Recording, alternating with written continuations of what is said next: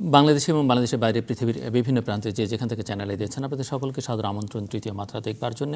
আর সাম্প্রতিক নানা বিষয় নিয়ে কথা বলবার জন্য আমার আজকের অতিথি বসা আছেন জাতীয় পার্টির নেতা এবং সাবেক মন্ত্রী তাজুল ইসলাম চৌধুরী, ডানে রয়েছেন বিএনপি নেতা এবং সাবেক প্রতিমন্ত্রী অ্যাডভোকেট এবাদুর রহমান চৌধুরী। দর্শক, আমার অতিথিরা আপনারা ভোট করতে পারেন, তাদের বক্তব্য আপনাদের কাছে গ্রহণযোগ্য হচ্ছে কিনা সেটি জানিয়ে তাজুল ইসলাম চৌধুরীকে ভোট করবার জন্য আপনার সেলফোনের মেসেজ অপশানে গিয়ে টিএম লিখে স্পেস দিয়ে এ টাইপ করবেন। অন্যদিকে এবাদুর রহমান চৌধুরীর বক্তব্য যদি অধিকতর গ্রহণযোগ্য হয়ে থাকে সেক্ষেত্রে আপনার সেলফোনের SMS অপশানে গিয়ে টিএম লিখে স্পেস দিয়ে বি টাইপ করবেন। দুজনের কারো বক্তব্যই আপনার কাছে গ্রহণযোগ্য না হতে পারে, সেটাও আমাদেরকে জানাতে পারেন। সেক্ষেত্রে টিএম লিখে স্পেস দিয়ে সি টাইপ করবেন, পাঠিয়ে দেবেন 16258 নম্বরে যে কোনো সেলফোন থেকে 16258 নম্বরে, এবং ভোট করতে পারেন এই মুহূর্ত থেকে শুরু করে সারা রাত ধরে বাংলাদেশ সময়, এবং সকালে যখন অনুষ্ঠানটি পুনঃপ্রচারিত হবে শেষ হবার ঠিক 5 মিনিট আগ পর্যন্ত, অর্থাৎ সকাল 10:55 পর্যন্ত ভোটের ফলাফল বা প্রতিফলন দেখবার জন্য খুব বেশি সময় আপনাদেরকে অপেক্ষা করতে হবে না। একটু পর থেকেই এই পর্দায়, অর্থাৎ চ্যানেলের পর্দায় এই অনুষ্ঠান চলাকালে দেখতে পাবেন।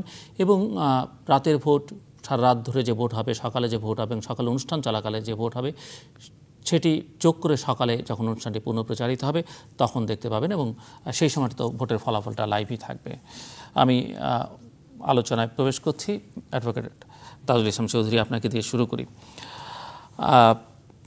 একটা কথা অনেক দিন পরে আবার আলোচনায় আসছে যে ক্ষমতাসীন মহাজোটের নেতা, বিশেষ করে মহাজোটের শীর্ষ দল আওয়ামী লীগের নেতৃবৃন্দ বা শুভানুধ্যায়ীদের কেউ কেউ বলছেন যে তাদের কাছে পর্যাপ্ত তথ্য উপাত্ত রয়েছে এবং তারা মনে করেন যে আওয়ামী লীগ নিশ্চিতভাবে আগামীবার ক্ষমতায় আসবে, অর্থাৎ সেই অর্থে আওয়ামী লীগ 14 দল বা মহাজোট যদি থাকে, তো আপনি কি মনে করেন যে কতটা সাফল্য আপনাদের ঘরে আছে যাতে করে নিশ্চিত হয় বলা যায় যে আগামীতে ক্ষমতায় আসছেন আপনারা? ধন্যবাদ আপনাকে এবং সকলকে আগাম ঈদের শুভেচ্ছা, ঈদ মোবারক জানিয়ে আমি আমার কথা শুরু করলাম। আমরা জাতীয় পার্টি, আমরা এবার এককভাবে আমরা নির্বাচনে যাচ্ছি। আমরা এককভাবে নির্বাচন করব, এটা আমাদের পার্টির ডিসিশন। আমাদের মাননীয় চেয়ারম্যান আলহাজ হোসেন মোহাম্মদ এরশাদের ডিসিশন। যে দল সকলের কাছে তাদের হিসাব আছে, যে দলেই করুক না কেন সকলেই আশা করে যে আমি ক্ষমতায় যাব, আমি ভোটে জিতব। এই যে ক্ষমতাসীন দল বলেন বা যারা বলতেছেন, এটা তো তাদের আলোকে তারা কথাটা বলেছে। এবং আমাকেও যদি বলেন আমরাও নির্বাচন করব, জাতীয় পার্টি নির্বাচন করব ক্ষমতায় যাওয়ার জন্য, কাউকে সিঁড়ি আমরা হব না কাউকে ক্ষমতা যাওয়ার জন্য। আমরা নিজেরাই ক্ষমতা যাওয়ার জন্য ইলেকশন করব। এবং আমরাও মনে করি ইনশাল্লাহ যে নির্বাচন যদি সুষ্ঠুভাবে হয়, নির্বাচন যদি আসলে সুষ্ঠুভাবে হয়, আমাদের জাতীয় পার্টি এবার ক্ষমতায় আসবে। মানুষ দুই দলের উপরে ভয়ানকভাবে বিরক্ত হয়েছে। সেটি তো ওই কারণেই ভরসা করছেন যে যেহেতু ক্ষমতাসীন জোটের অংশীদার আপনারা সরকারে আছেন, তো সাফল্য নিশ্চয়ই কিছু আপনার ভাগ পেয়েছেন এবং সেই সাফল্যের ভাগের অংশ হিসেবে মনে করছেন যে আপনারাও ক্ষমতা। না, আমরা তো এককভাবে নির্বাচন করব, আমরা তো কারোর সঙ্গে জোট হয়ে করব না। জাতীয় পার্টি এবার এককভাবে নির্বাচন করবে। আপনি দেখেন মানুষ কিন্তু ভোটটা সব নেগেটিভ ভোটটা দেয়। মানুষ অন্য কোনো দুই দলের উপরে মানুষ যে বিরক্ত হয়েছে, আপনি যদি আপনি দেখবেন মানুষ এখানে নেগেটিভ ভোট দেওয়ার কারণে এই যে 5টা যে আপনার নির্বাচন হলো, সিটি কর্পোরেশনের যে নির্বাচন হলো, এটা নেগেটিভ ভোটে কিন্তু বিএনপি জিতেছে। অন্য কোনো ওখানে যদি মনে করেন যে আমরা আমাদের ক্যান্ডিডেট দিতে পারতাম, আমরা যদি মহাজোটের থেকে বেরিয়ে এসে যদি আমরা ক্যান্ডিডেট দিতে পারতাম, আমাদের ক্যান্ডিডেটও হয়তো ওখানে জিতে আসতে পারতো। তো মানুষ আপনার তৃতীয় দলকে খুঁজছে। মানুষ চায় যে যারা আপনার এরশাদ সাহেবের আমলে যেভাবে দেশের উন্নয়ন হয়েছে, রাস্তাঘাট, ব্রিজ, কালভার্ট সমস্ত কিছু আপনি দেখবেন ম্যাক্সিমাম সময় এটা এরশাদ সাহেবের আমলে হয়েছে। যত ঢাকায় বড় বড় রাস্তা দেখেন, আপনি যেসব দেখেন, আপনার যমুনা ব্রিজের কথা বলে সকলে, যমুনা ব্রিজের জমি অধিগ্রহণ আমাদের সময় করা হয়েছে।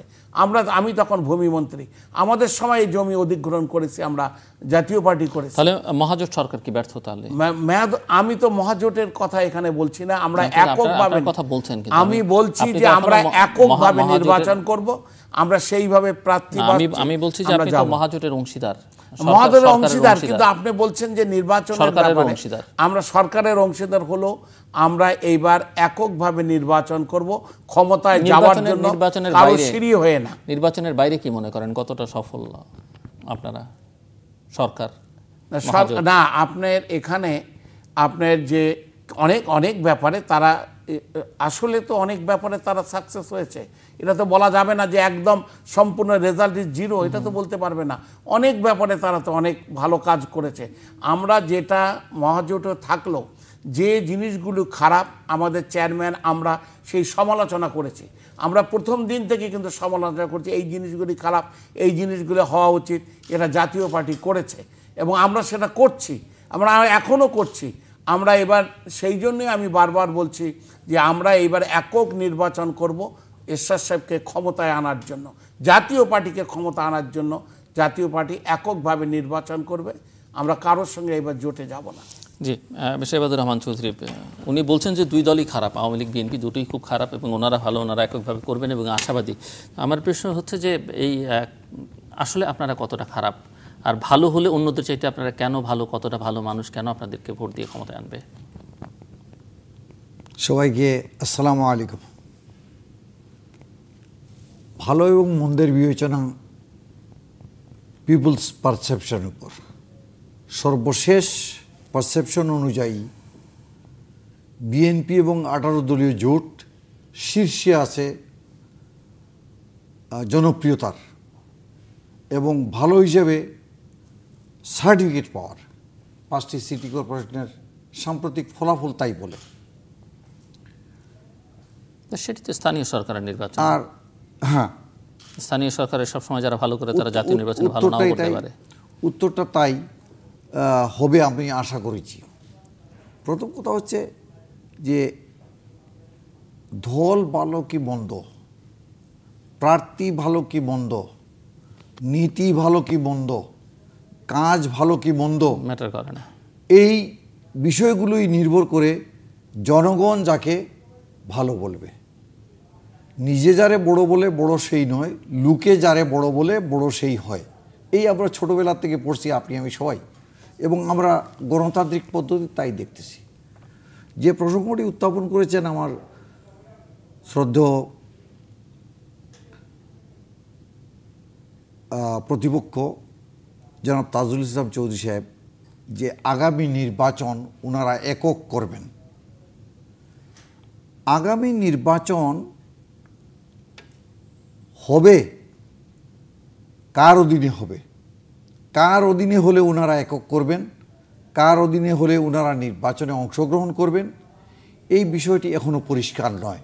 আর না হলে কি হবে, আর নির্বাচন যদি না হয় তাহলে কি হবে, সেটা হচ্ছে একটা প্রশ্ন। তো প্রথম কথা হচ্ছে আমি প্রধানমন্ত্রীটি আবার দিয়েছেন যে তত্ত্বাবধায়ক জাতীয় কিছু আসলে 10 বছর হবে না নির্বাচন। উনি বলছেন আদৌ নাও হতে পারে, অন্তত 10 বছর হবে না এইরকমের। তো আমি সেদিকে না গিয়ে প্রথমে আমি জনাব তাজুল ইসলাম চৌধুরী সাহেবের দল অতি সাম্প্রতিককালে একটি জনমত জরিপের ফলাফল প্রকাশ করেছেন। ওনাদের দলীয় মাধ্যমে জনমত জরিপ হয়েছে এবং ওনাদের দলীয় প্রধান সাবেক রাষ্ট্রপতি জনাব হুসেন মোহাম্মদ এরশাদ এই ফলাফল প্রকাশ করে বলেছেন যে ওনাদের জরিপ মতে এদেশের শতকরা 85% মানুষ নিরপেক্ষ তত্ত্বাবধায়ক সরকারের অধীনে নির্বাচন চায়। আবার এদেশের আরেকটি জনপ্রিয় দৈনিক প্রথম আলো, তাদের জনমত জরিপ অনুযায়ী তারা বলছে শতকরা 90% মানুষ তত্ত্বাবধায়ক চায়। এই জনমতের প্রতিফলন যদি আমরা এগুলোকে ধরে নেই তাহলে একদিকে জনগণ, আরেকদিকে দেখতেছি যে মাননীয় প্রধানমন্ত্রী উনি ঘোষণা দিচ্ছেন যে তত্ত্বাবধায়ক সরকার আশা করা ঠিক হবে না। তত্ত্বাবধায়ক সরকার আসলে নির্বাচন নাকি হবে না, 10 বছরের ভিতর নির্বাচন আশা না করাও ঠিক হবে না, এই ধরনের। আবার পাশাপাশি আরেকটা কথা বলতেছেন যে কোনো কোনো দায়িত্বশীল নেতা, নতুন বা পুরাতন, যে তাদের কাছে খবর আছে আগামী নির্বাচনে আওয়ামী লীগ বিজয়ী হবে। খবর একটি জিনিস, আশা একটি জিনিস। যেমন তাজুল ভাই আশা করেছেন, না তথ্য তো থাকতেও পারে, উনি তো ভুল বলেননি, কারণ তথ্য এই অর্থে থাকতে পারে যে ওনার কাছে হয়তো গোয়েন্দা সংস্থাগুলো রিপোর্ট থাকতে পারে, এবং গোয়েন্দা সংস্থাগুলো বরাবরই যারা যখন ক্ষমতায় থাকে, আপনারা যখনই ছিলেন, ওনাদের আমল আপনাদের আমল, যে আমলই বলি না কেন, সব আমলে গোয়েন্দা সরকারকে খুশি করার জন্যই তথ্য অধিকাংশ সময় দেওয়া হয়। আমি খুব খুশি হতাম যদি এটি প্রধানমন্ত্রী প্রকাশ করতেন। আমি আরও আশ্বস্ত হতাম যে যদি এটা স্বরাষ্ট্রমন্ত্রী প্রকাশ করতেন, কারণ রাষ্ট্রীয় গুরুত্বপূর্ণ কোনো তথ্যাদি অবশ্যই রাষ্ট্রের যারা তথ্য উপাত্ত সংগ্রহের দায়িত্বে আছেন, নিরাপত্তা বিষয়ক অথবা রাজনৈতিক বিষয়। কিন্তু এমনও তো হতে পারে, আপনি যাকে আপনি হয়তো সজীব ওয়াজেদ জয়কে মেন করছেন, আমি বলছি যে উনি ওনার মা দেশের প্রধানমন্ত্রী, মা যদি বলে থাকেন যে আমার কাছে তথ্য আছে, তো সেই কার তথ্য সেটি না বলে যদি মা ছেলেকে জানিয়ে থাকেন, ছেলে তাহলে তো তিনি শপথ ভঙ্গ করেছেন, ছেলে একটি দলের, তাহলে মা তো শপথ ভঙ্গ করেছেন। না না, রাগ অনুরাগ বিরাগের বশবর্তী হয়ে তিনি রাষ্ট্রীয় কোনো তথ্য যদি অন্য লাইনে চলে গেল। না, আমার জিলুভাইকে আমি শ্রদ্ধা রেখেই বলছি যে জিলুভাই যে কথা বলছেন যে সরকারের মাধ্যম আছে, যে মাধ্যম দ্বারা সরকার তথ্য জোগাড় করতে পারে, যদি সরকারের কোনো তথ্য হয়ে থাকে তাহলে অবশ্যই পুত্রের সাথে, স্বামীর সাথে, রাষ্ট্রের নিরাপত্তা বিঘ্নিত করছে না বা দেশের কোনো ক্ষতি করছে না এই তথ্য। অবশ্যই কেন ক্ষতি করছে? আমি আপনাকে একটি নির্বাচন কিভাবে হবে এই নিয়ে আজকে জাতি বিচলিত,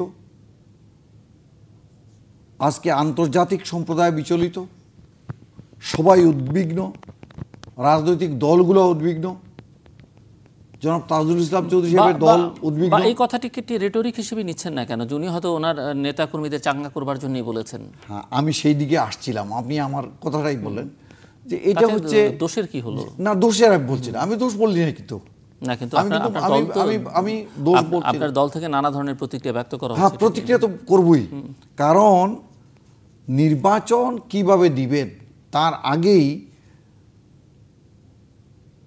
বিচার কে করবেন সেটা জানি না, তাল গাছটা আমার ভাগে থাকতে হবে। এই যে যিনি ইচ্ছা বিচার করুন, তাল গাছটা আমার ভাগে দিয়ে আজকে সজীব ওয়াজেদ জয় সাহেব আসছেন অ্যাজ লাস্ট করামিন of political force or will. কারণ এই দেশে বাংলাদেশ আওয়ামী লীগের যারাই top to bottom they failed, তাদের পাবলিক পারসেপশন এত নিচের ইয়েতে গেছে যে আর উনাদেরকে একটা করামিন ইঞ্জেকশন দেওয়া ছাড়া, বহিরাগত চিকিৎসক ছাড়া আজকে সেই ডুবন্ত নৌকাকে, যে নৌকায় তোফায়েল আহমেদ উঠতে চান নাই, এখনো উঠেন নাই, যে নৌকাকে কেন ওঠেননি? উনি তো নৌকা নিয়ে ইলেকশন করেছেন, ওনাকে মন্ত্রিত্ব অফার দেওয়া হয়েছে, উনি বলছেন নৌকা ছেড়ে দেননি, উনি তো নৌকার জন্য সব বিসর্জন দিচ্ছেন। এখন আর যাবার জায়গা আছে? নৌকার জন্য বলতে আওয়ামী লীগের জন্য, উনি আওয়ামী লীগ হয়ে যাবার জায়গা আছে তুফাইল ভাইয়ের মতো নেতার? কি দুঃখে কি সুখে আছেন উনি জানেন, আমি ওদিকে ওনাকে কোনো ইয়ে করবো না। উনি অত্যন্ত আমার সহজ কথা হচ্ছে, আমি আপনাকে একটি কথা বলে দেই যে আজকে আওয়ামী লীগ এবং তার সংগঠন কিভাবে চলবে, কিভাবে চালাবে, কি তথ্য উপাত্ত জোগাড় করবে, আমি সহজ একটি প্রশ্ন করতে চাই। সজীব ওয়াজেদ জয় সাহেব যদি কনফিডেন্ট এনাফ হন যে আগামী নির্বাচনে তার দলের বিজয় সুনিশ্চিত, ওয়েল, উনি ওপেন ডিক্লেয়ার দেন যে কামান তত্ত্বাবধায়ক দিলাম, তত্ত্বাবধায়কের অধীনে ইলেকশন হোক, আমরা ইনশাআল্লাহ। উনি দেওয়ার ক্ষমতা রাখেন না, উনি দিতে পারেন না। আরে উনি ওইদিকে ক্ষমতাও দেওয়া রাখেন না, আবার ইলেকশনে দলকে বিজয়ী করবেন, আগাম তথ্য থাকে। আমরা যেটা বিশ্বাস করি না যে এখানে এবার ভাই জিনিসটা হচ্ছে এইটা কিন্তু না, উনি যেভাবে যে প্রশ্নটা করছেন, উনি বলছেন যে আপনার দলও চিন্তা করে ক্ষমতায় যাওয়ার, আওয়ামী লীগও চিন্তা, সেইটাই তো কথা হচ্ছে এখানে। তো আপনার দল যেমন চিন্তা করে ক্ষমতায় যাওয়ার, আওয়ামী লীগের চিন্তা করে ক্ষমতায় যাওয়ার, জাতীয় পার্টির চিন্তা করে ক্ষমতায় যাওয়ার। এটা তো তিনটা দলেই চিন্তা করবে। আমি চিন্তা করব যে আমার আলোকে যে আমরা, এতে কোনো দোষ নাই। কিন্তু আপনি যে বললেন যে গভর্নমেন্ট ওই যে আপনার ভাবাবেগের কারণে, এইসব কারণে উনি ভঙ্গ করছে, এটা কেন করবে? এটা তো ওনার দলের ব্যাপারে। উনি মনে করতেছেন, ওনারা মনে করতেছেন আওয়ামী লীগ আবার ক্ষমতায় আসবে। পাবলিক কি করবে না করবে সেটা না করে ওনাদের হিসাবে ওনারা কথা বলছেন। আমরা আমাদের হিসাবে কথা বলছি, ইনশাল্লাহ আগামী নির্বাচনে আমরা জয়ী হব। আপনারাও বলতেছেন যে আপনাদের দল নির্বাচন হবে, কিন্তু এই কেউ আশা করাটা অন্যায়, এটা তো একটা ভুল ধারণা। আমরা বলি না, আমি তো না আপনি একটু আগে যে কথাটা বললেন সেটার সঙ্গে তো এটা বলতে হবে। উনি যে কথাটা বলতেছে যে ওরা আশা করেছে যে তারা জিতবে, তাদের দল, তার ছেলে বা মা কিভাবে ইলেকশনে জিতবে সেটা তো আপনার অধীনে হলে না, এটা তো আপনি আরেকটা প্রশ্ন আসে, এটার সঙ্গে এই প্রশ্নের কোনো মিল নাই তো। আমরাও চাচ্ছি, সকলে চাচ্ছে, আমাদের চেয়ারম্যানও বলেছেন, সকলে বলছেন যে আপনার তত্ত্বাবধানে, আমরা বলছি নিরপেক্ষ কোনো একটা কারো আন্ডারে যারা নির্বাচন করবে তার আন্ডারে নির্বাচন চায়, সে তত্ত্বাবধায়ক। আমরা কেন তত্ত্বাবধায়ক নাম নিয়ে তো ওনাদের যেমন তত্ত্বাবধায়ক গতবার যে 2 বছর 3 মাসের জায়গায় 2 বছর ছিল, এবং 2 বছর থেকে আমাদের রাজনীতিবিদদিকে এমন কোনো কাজ নেই, এত অপমানজনক কাজ করেছে তত্ত্বাবধায়ক সরকার। সেই জন্য তত্ত্বাবধায়ক সরকারকে আমরা চিন্তা করি অন্য, যে আমরাও এটা চিন্তা করি যে ওরা যদি নাম পাল্টালেই তো আর চরিত্র নাও পাল্টাইতে পারে। আগের লোকজন যা করেছে এখন তো নতুন লোক আবার আমি সেটাই বলছি যে সেই জন্য যে সকলকে বসতে হবে, আলোচনার মাধ্যমে আসতে হবে। এবং এই ব্যাপারে আলোচনার সময় না থাকলেও যদি মনে করেন সরকারি দল, আপনি যে মনে করেন যে আওয়ামী লীগ যদি মনে করে যে না আমরা এককভাবে, যদি অন্য কোনো দল নির্বাচনে না যায়, আপনি একাই নির্বাচন করে আপনি তো হবে না। তো তত্ত্বাবধায়ক নিয়ে যে বিতর্ক, এর মধ্যে যে নির্বাচন কমিশন বেশ কিছু সিদ্ধান্ত গ্রহণ করছে, না নির্বাচন কমিশনের বিধি পরিবর্তন, নতুন বিধি, এটাতে নির্বাচন কমিশনের অন্যায় হবে। কিভাবে দেখেন আপনারা? এটা অন্যায় হবে। নির্বাচন কমিশনের উচিত হবে সব রাজনৈতিক দলের সঙ্গে বসে আলোচনা করে সিদ্ধান্ত নেওয়া। তারা এককভাবে নিবে, আপনি তার ইচ্ছে মতো, তাহলে বোঝা দেবে ওনা তো কোনো দলীয় নেতা না। নির্বাচন কমিশন ইচ্ছা মতন করবে, সেটা তো কেউ মেনে নেবে না। সকলকে, রাজনৈতিক দলগুলিকে তো মেনে নিতে হবে, রাজনৈতিক দলগুলির সঙ্গে তাকে বসতে হবে, কথা বলতে হবে, আলোচনা করতে হবে নির্বাচন কমিশনকে। কমিশন যদি আলোচনা না করে, এককভাবে নেয়, নির্বাচন যারা করবে, আমরা যারা নির্বাচন করব, আমাদের দল, ওনাদের দল, সব দল করবে, তারা যদি ওইটা না মানে, নির্বাচনে না যায়, তার নির্বাচন কমিশনের লাভটা কি? নির্বাচন করতে নিরপেক্ষ থাকতে হবে, আলোচনা করতে হবে, আলোচনা করে ডিসিশন নিতে হবে যে কোনটা নির্বাচনের জন্য ভালো। এই যে মন্ত্রিসভার সদস্যরা নির্বাচনী প্রচারণায় অংশ নিতে পারবেন যে সিদ্ধান্ত হচ্ছে, এই বিষয়ে আপনার দলের কোনো সিদ্ধান্ত হয়েছে? দলের সিদ্ধান্ত না হলো আমি ব্যক্তিগতভাবে এটার বিরোধিতা করি। আমি এই জন্য করি যে আপনি ক্ষমতায় থেকে আপনার সঙ্গে পুলিশ থাকবে, আপনার সঙ্গে, আপনি যখন নির্বাচনে পড়ে যে ডিসি থাকবে, আপনার এসপি থাকবে, সকলে থাকে, তাহলে তো আপনার নিরপেক্ষতা ঘটনা আসবে না। এটাকে তো মেনে নেওয়া যাবে না, আপনার কোনো প্রশ্নই আসে না। এটা কোনো দলেই এটা মানবে না যে মন্ত্রিত্ব থেকে আপনি নির্বাচনী প্রচারণা যাবেন, আপনার সঙ্গে পাইক পেরাদা বরকান্দাজ থাকবে, আর একজন লোকের কাছে থাকবে না, তাহলে তো আপনার ভোট হবে না। নিরপেক্ষ ভোট করতে গেলে এই জিনিসগুলি যদি করে, এই জিনিসগুলি আসা খারাপ। এই জিনিসগুলি নিয়ে নির্বাচন কমিশনের উচিত যে সকলের সঙ্গে আলোচনা করে, না হলে নির্বাচন কমিশন অন্যায় করবে এবং দেখবেন তখন নির্বাচন হওয়া নিয়ে মুশকিল হবে দেশে। সেই জন্য তাদের উচিত সমস্ত রাজনৈতিক দলের সঙ্গে এখনো সময় আছে আলোচনা করে এদের সিদ্ধান্ত নেওয়া। এই যে প্রধানমন্ত্রী যে বলছেন যে তত্ত্বাবধায়ক জাতীয় কিছু আসলে 10 বছরও নির্বাচন না হতে পারে, এর আগে তিনি বলেছেন কিয়ামত পর্যন্ত নির্বাচন না। ওই কথাটা বলছে যে আপনার কি মনে হয় ওটা কিন্তু অন্য জিনিসের জন্য বলছে। জিনিসটা একটু বলতে হবে যে উনি বলছেন যে ওরা 3 মাসের জন্য এসে 2 বছর 2 বছর কেটে গেছে, সমস্ত রাজনৈতিকবিদকে আপনি গ্রেফতার করেছে, ব্যবসায়ীদের গ্রেফতার করেছে। ওরা যে মানে ওরা যেন পার্মানেন্ট হয়ে আসছিল যেভাবে আমরা তো এই জিনিসগুলি ভুল করি রাজনীতিবিদরা। আমাদের ভুলের কারণে 1/11-এর সৃষ্টি হয়েছে, আমাদের ভুলের কারণে রাজনীতিবিদদের ভুলের কারণে আমরা কিন্তু তবু আমরা শিক্ষা গ্রহণ করি না রাজনীতিবিদরা।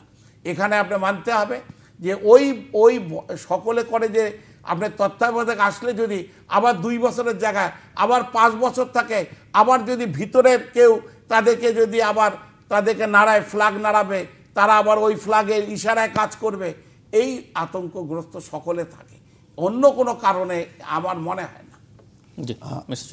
এই প্রসঙ্গটা বারবার ঘুরে আসতেছে, 2 বছর ছিল, 2 বছর ছিল। এই 2 বছরের সরকারটাকে আনলো কে? আমরা ভুলি কেমনে? কারা বলছিল যে এটা তাদের আন্দোলনের ফসল? এই কিন্তু তারা বলেছে তাদের যেমন ভূমিকা আছে, ভূমিকা তো আপনাদেরও আছে। মঈনুদ্দিন ফখরুদ্দিন সাহেব আসলেন, বললেন যে হ্যাঁ এটা আমাদের আন্দোলনের ফসলের সরকার। তারপরে তাদের কাছে দাবি উত্থাপন করলেন যে ছবি সম্বলিত ভোটার তালিকা দিতে হবে। তাদের হাতে বল তুলে দিলেন, তারা খেলার সুযোগ পেল। 2 বছর নিল কিসে? একটি কথা বলেই ভোটার তৈরি করবে, ছবি সহ দিবে। এই অজুহাতে 2 বছর সময় গেল। না, কিন্তু এটি কি আপনি মনে করেন এটি একটি ভালো কাজ হয়েছে এবং আপনারা ক্ষমতায় থাকলে এটি হতো কিনা? আপনি 14 দলের শরিক, মহাজুটে আছেন। আমরা 14 দল নাই, মহাজুটে আছেন। এই মহাজুটের শরিক এবং সরকারের শরিক দল হিসাবে আজ পর্যন্ত এই যে বললেন রাজনীতিবিদকে অপমান করেছে, ব্যবসায়ীদেরকে অত্যাচার করেছে, এই দেশে অন্যায় এবং নানা রকমের কাজ করেছে যেগুলা সমস্ত তত্ত্বাবধায়ক ব্যবস্থাকে প্রশ্নবিদ্ধ করেছে, এই যে কথাটা আপনি বলতেছেন, আজ পর্যন্ত কেন সেই সমস্ত দায়ী ব্যক্তিদেরকে চিহ্নিত করার জন্য কোনো পদক্ষেপ মহাজোট সরকার করে না? কেন আজকে এই তত্ত্বাবধায়কের ওই দোষের উপর অঙ্গুলি নির্দেশ করে আজকে দেশের জনগণের নিরপেক্ষ মত প্রকাশের পথে বাধা সৃষ্টি করা হচ্ছে? আজকে কেন আমরা পত্রিকায় দেখতেছি যে নির্বাচন কমিশন বলতেছেন যে ওনারা 2টো সেট অফ ওয়ার্কিং পেপার তৈরি করে রাখতেছেন, একটা দলনিরপেক্ষভাবে ইলেকশন করার জন্য, আর একটা বর্তমান সরকারের অধীনে নির্বাচন করার জন্য। যদি জনমত জরিপ আপনার পার্টির সঠিক হয়ে থাকে, এদেশের 85% মানুষ যদি সঠিকভাবে আপনার দলের মাধ্যমে বলে থাকে যে আমরা দলনিরপেক্ষ একটি ব্যবস্থার মাধ্যমে দলনিরপেক্ষ একটি সরকারের প্রশাসনের অধীনে আমরা নির্বাচন করতে চাই, যদি লেভেল প্লেয়িং ফিল্ড এনশিওর করতে হয়, তাহলে কোথায় ক্ষতি আছে? আপনি আমি আজকে তর্কের খাতিরে একমত হচ্ছি, আবার রাজনৈতিক প্ল্যাটফর্মে দাঁড়িয়ে এখন পর্যন্ত পাবলিক পারসেপশনে একটি কথা যাচ্ছে যে হ্যাঁ জাতীয় পার্টি তো বলে, কিন্তু সকালে বললো না বিকালে বললো। এটা বিকাল পর্যন্ত ঠিক থাকবে কি না? হুসেইন মোহাম্মদ এরশাদ সাহেব বলেছেন গাজীপুর নিয়ে, কিন্তু সকালে কি বলেছেন, বিকালে কি বলেছেন? এই যে উনার একটা পারসেপশন হয়ে গেছে যে সকাল বিকাল, এটা সকালের কথা বিকালের কথা। তিনি সাংবাদিকদের দিয়েছেন, সাংবাদিকরা যখন তাকে জিজ্ঞেস করেছে, মহাজোটে এখনো আপনার দলের প্রতিনিধিত্ব আছে মন্ত্রিসভায় না? মহাজোটে থাকা অবস্থায় না, এখানে আমাদের যে ঘটনা আপনি বললেন গাজীপুরের ব্যাপারটা, আমরা যদি মহাজোট থেকে বেরিয়ে আসতাম তাহলে কিন্তু আমরা মহাজোটের কথা ক্যান্ডিডেটের আমরা যখন যে ইলেকশনগুলি আমরা আলাদা করেছি, জাতীয় পার্টি যখন ইলেকশন করেছে, আমরা খুলনা ইলেকশন করেছি, এখানে কিন্তু আমরা জামানত বাজেয়াপ্ত হয়েছে। আহা, আপনি তো এই কথাটা বলেন কেন? এরকম তো আপনারও জামানত বাজেয়াপ্ত হয়েছে না। আপনি এই কথাগুলি মনে রাখতে হবে, এই কথাগুলি ভুলে যান কেন অতীতকে? আপনার অতীতকে ভুলেন দেখি তো জিনিসটা খারাপ। জামানত বাজেয়াপ্ত জিনিস বাজার ইলেকশন করলেও জামানত বাজেয়াপ্ত হতে পারে, যে কোনো লোকের হতে পারে। আমি আসছি আপনাকে, এটা মনে করেন যে আপনার 200 কতটা সিট আপনি এবার পেল, আপনার কতটা লোকের জামানত বাজেয়াপ্ত হয়েছে এবার দেখেন নাই? পরিস্থিতি সকলে দেখেছে। এইটা ওই মইনুয়া আমাদের সরকার ছিল বলেই। আরে তখন আপনাদের প্রেসিডেন্ট ছিল কে? আপনার কাকে প্রেসিডেন্ট করেছেন? আপনাদের প্রেসিডেন্ট কোনো ক্ষমতা নির্বাচনে থাকে উনি না। নিজে, আপনার তো এইটা জিনিসটা ভুল। তাহলে আপনার অরিজিনাল আপনার পারসেপশনটা নিয়ে আমার সন্দেহ। না, আপনার তখন প্রেসিডেন্ট ছিল কে? আপনার কে ছিল? ইয়াজউদ্দিন আহমদ। ইয়াজউদ্দিন আহমদের কোনো ভূমিকা গত নির্বাচনে ছিল না। প্রেসিডেন্ট বানিয়েছে কে? বিএনপি বানিয়েছে। যখন ইয়াজউদ্দিন আহমদ যখন বিএনপির কথা শুনে নাই তখন আপনার বিরুদ্ধে গেছেন। ইয়াজউদ্দিন আহমদ নিজেই তো কেয়ারটেকার গভর্নমেন্টের হেড হয়েছিল। কেন আপনারা এই কথাগুলো অস্বীকার করেন? এই জিনিসগুলো বলে সত্যটা বলতে হবে। কেয়ারটেকার গভর্নমেন্ট হিসেবে কাজ করতে পারে না। উনি করে, উনি তো ঘটনা তো উনি ঘটায় দিয়ে গেছেন। অতীতের দিকে না গিয়ে লাভ নাই। এখন বলেন আগামী নির্বাচন আপনারা চান কিভাবে করবেন, এটাই আসেন পরিষ্কার বলেন যে আগামী নির্বাচনটা কিভাবে চান।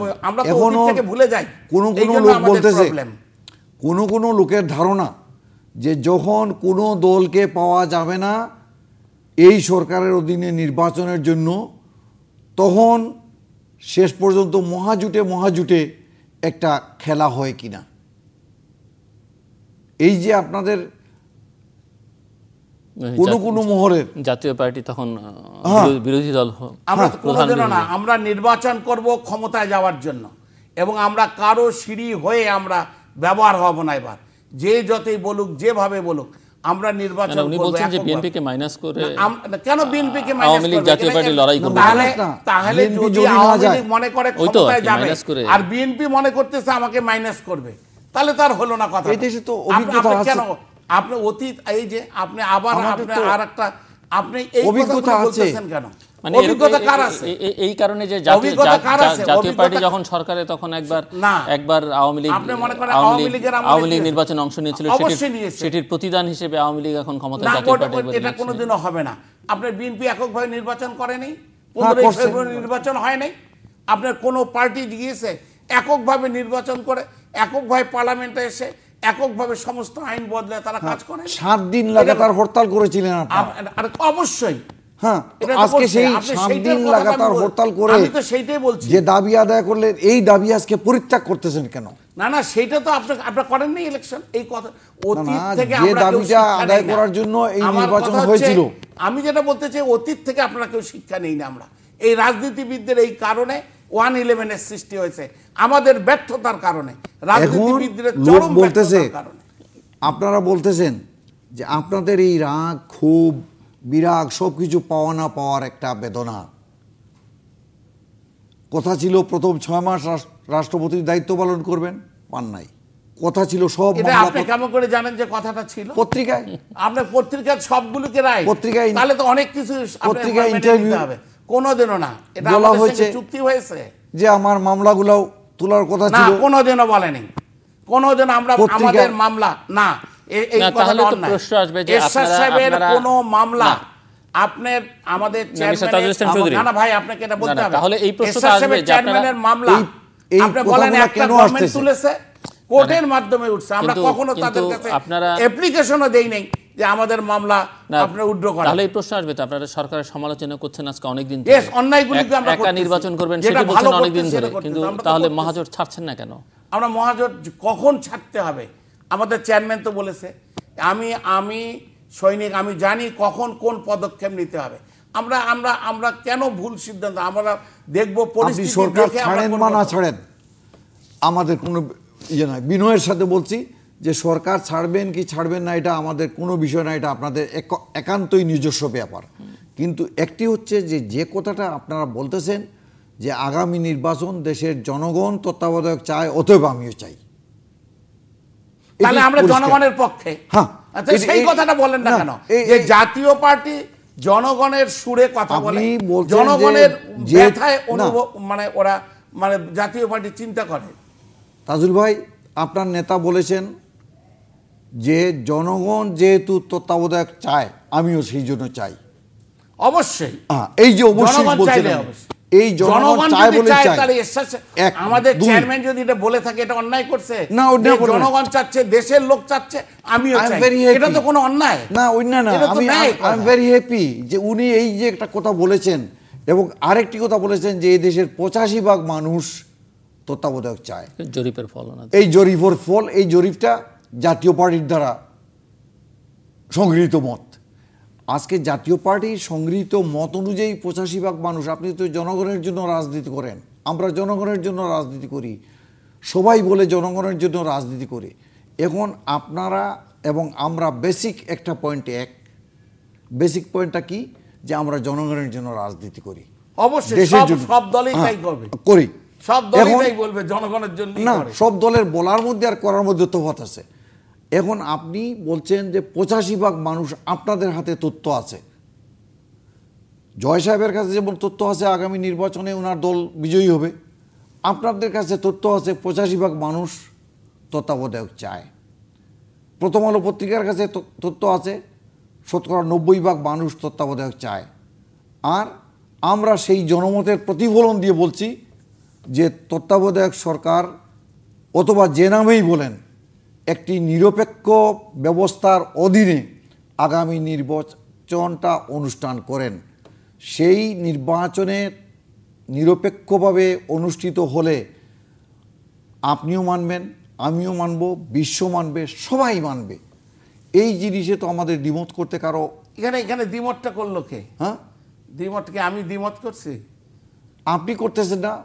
বর্তমান প্রধানমন্ত্রী আপনার মহাজোট সরকারের মহাজোট হলো। আমি তো বারবার একটা আপনার কথাটা টেনে আনতেছি, আমরা জাতীয় পার্টি আবারও বলছি আমরা এককভাবে নির্বাচন না, একক না, এইটা হলো কথা। বলেন যে আমরা নিরপেক্ষ, প্রথম শর্ত হবে যে কি ব্যবস্থায় হবে।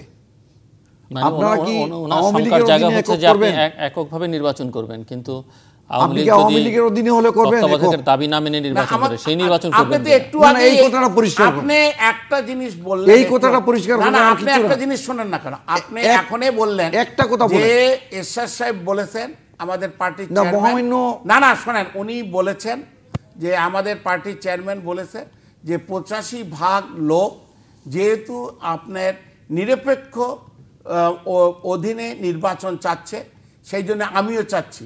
এটা তো আমাদের চেয়ারম্যানে, যদি আপনি এই কথা বলেন তারপরে এটা আবার প্রকাশ্যে আমার বলার দরকার। আমি সেই প্রশ্ন করতেছি না, আপনাকে প্রশ্ন করতেছি। আপনি বলছেন যে একক প্রস্তুতি আছে আপনাদের, আমাদের অবশ্যই আমরা নিতেছি। এই একক প্রস্তুতিটা কি দলীয় সরকারের অধীনে হলেও করব নাকি? আপনি তো একটু আগে বলে দিলেন উত্তরটা, তো আপনি বলে যে 85% লোক চায় এরশাদ সাহেব চায়। এই কথাটা পরিষ্কার করতে, এই কথাটা ক্লিয়ার। না এই কথাটা পরিষ্কার করেন না কেন?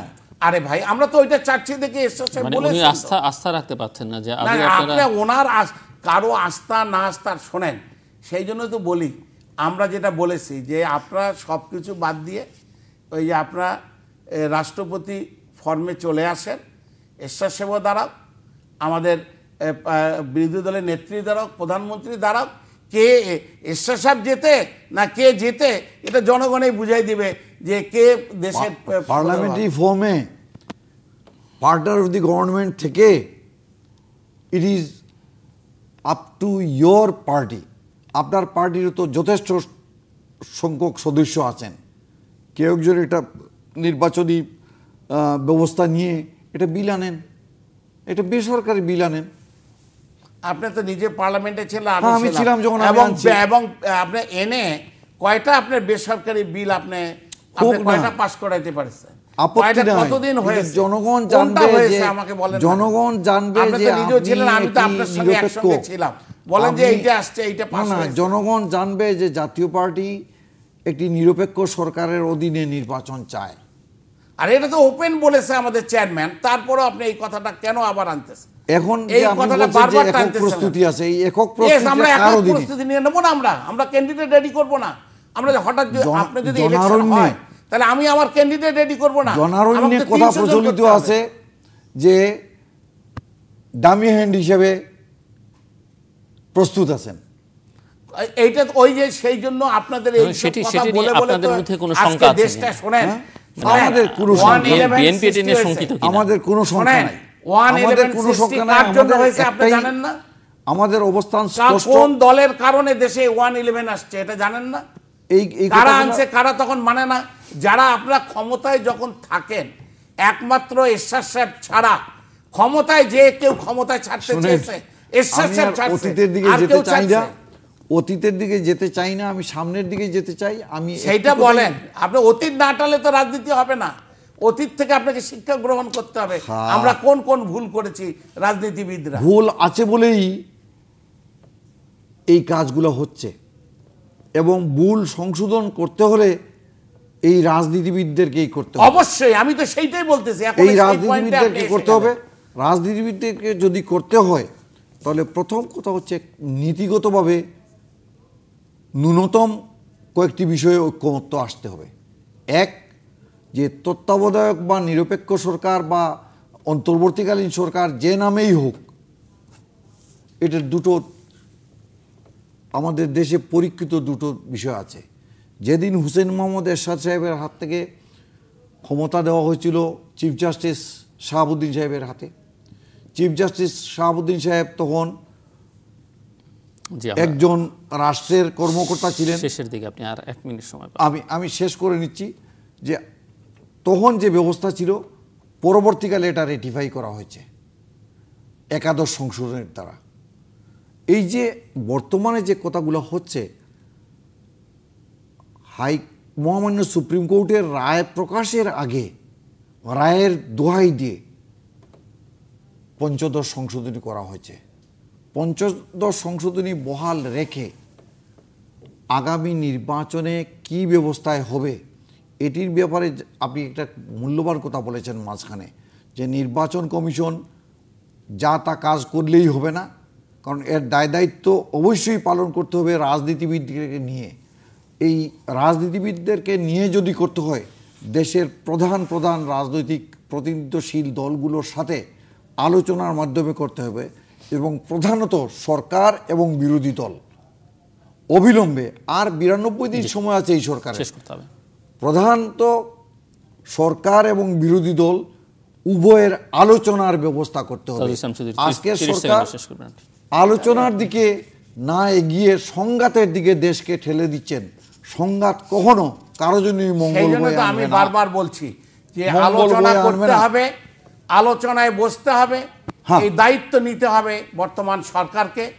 তারা তাদেরকে এগিয়ে আসে আলোচনার মাধ্যমে এই জিনিসগুলি সমাধান করা উচিত। পুরো দায়িত্বটাই হচ্ছে বর্তমান প্রধানমন্ত্রী এবং তার সরকার। আরেকটা জিনিস বলছি, যে শাহাবুদ্দিন সাহেব শেষ করতে হবে, যে অন্যায় করেছে, শাহাবুদ্দিন সাহেব আমাদের জাতীয় পার্টির ব্যাপারে চরম অন্যায় করেছে, এবং তার বিচার হওয়া উচিত সকলের আগে। দর্শক, আমরা অনুষ্ঠানের শেষ প্রান্তে তৃতীয় মাত্রা সম্পর্কে আপনি লিখতে পারেন। লিখবার ঠিকানা পরিচালক তৃতীয় মাত্রা, চ্যানেল IGP বক্স 2433 ঢাকা 1000।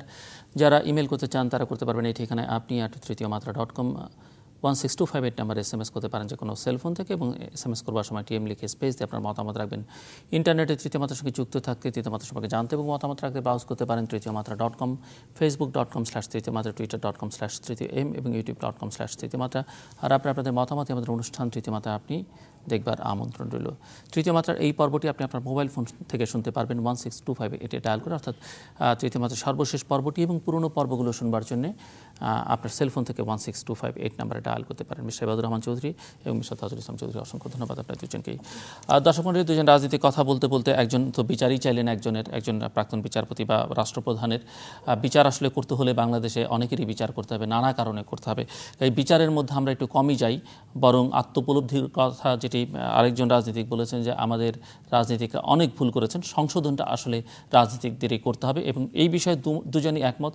এবং এই ভুল যদি তারা সংশোধন করতে না পারেন, তার মধ্যে প্রধান কাজ সেটি হচ্ছে যে এক ধরনের সৌহার্দ্য সম্প্রীতির বন্ধনে আবদ্ধ হওয়া, যার রাজনৈতিক আদর্শ অবস্থান ঠিক রেখে একটা সমঝোতার মধ্যে উপনীত হতে হবে আগামী নির্বাচনকে ঘিরে। এবং সেই সমঝোতায় যদি তার উপনীত হতে ব্যর্থ হন, তাহলে এই ভুলের মাসুল তাদেরকে কিভাবে দিতে হবে সেটি আমাদের বলবার অপেক্ষা রাখে না। তারা নিজেরাই যথেষ্ট পরিমাণে এখন উপলব্ধি করতে পারেন, অন্তত 2007-08 অভিজ্ঞতা তাদের মধ্যে রয়েছে।